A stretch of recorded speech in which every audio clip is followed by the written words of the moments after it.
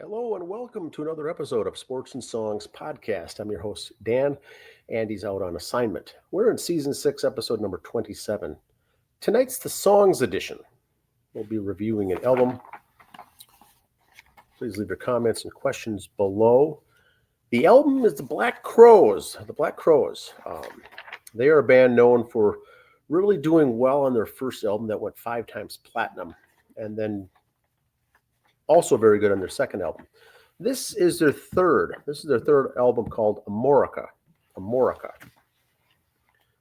Amorica is the third studio album by U.S. rock band The Black Crowes.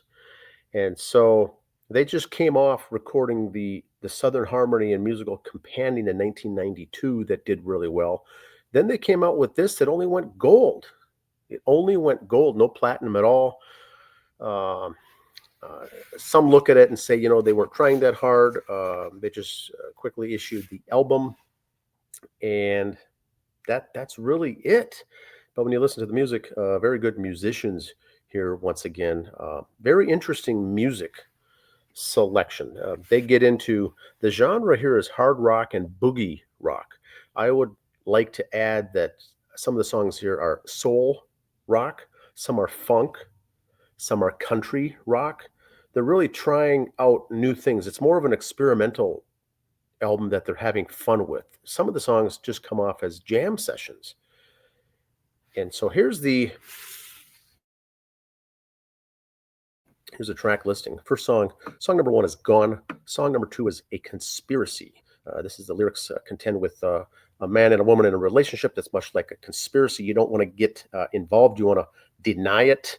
But then you get into it and you don't know how overloaded you should get in that relationship or that conspiracy. So you're testing out the waters, so to say, and you don't really know what to believe. Very good lyrics on that.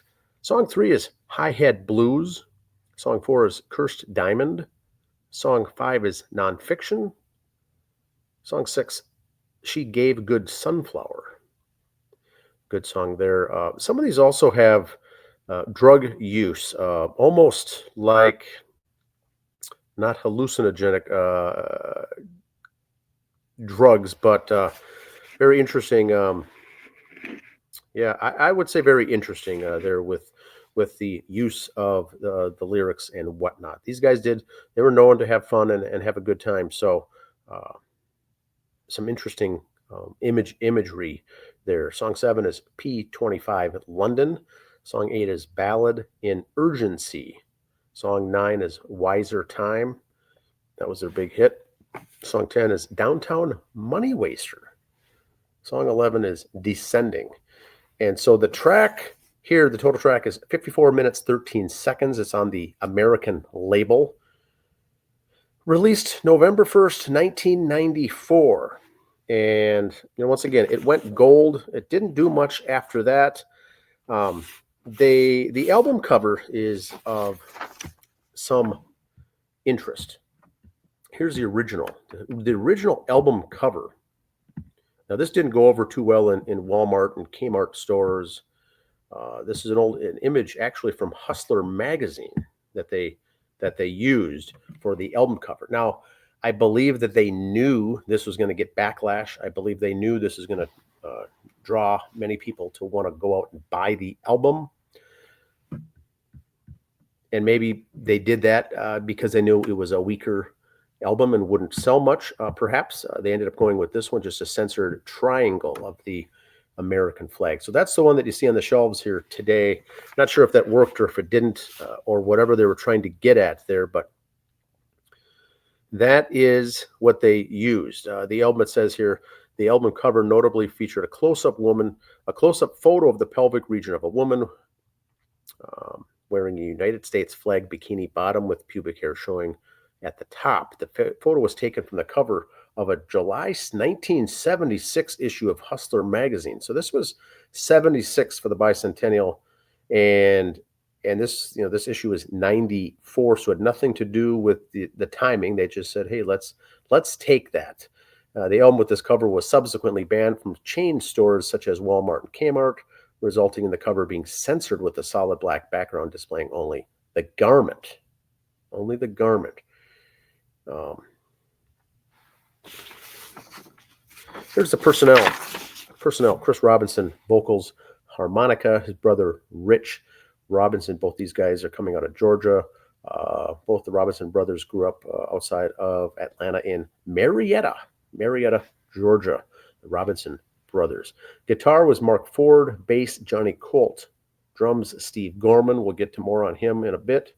Keyboards, Eddie Hirsch. So a lot of blues, a lot of keyboards, a lot of there's some slide guitar. It's country blues, it's country rock. Very, very interesting. Now, Steve Gorman, subsequently the drummer after the band broke up, wrote a memoir about being in the band and being one of the founding members of the Black Crowes. Very interesting. I have not personally read that. If you have, please leave a comment and what you think about the book. It is I did add it to my list of books that I would like to read. I'm sure he's got some very good stories in there. Mr. Gorman went on to do a podcast, also a sports related podcast. Steve Gorman. Currently, he's locally here, Minneapolis, St. Paul area in the Twin Cities.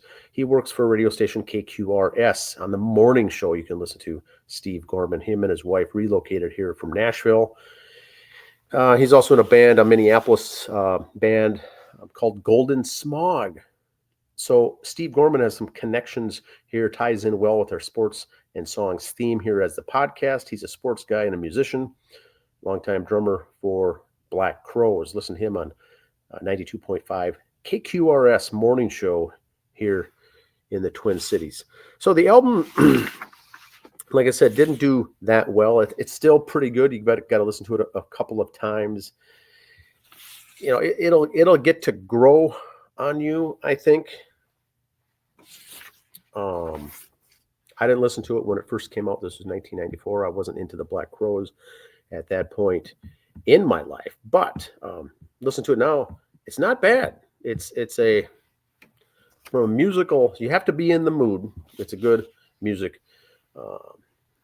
Very interesting music. These guys are really experimental in what they were doing.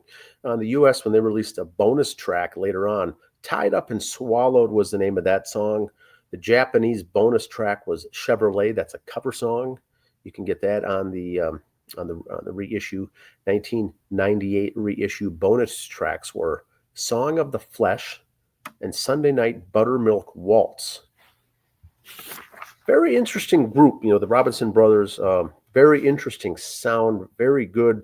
I would say Rich Robinson, underrated on guitar, but an interesting sound nonetheless.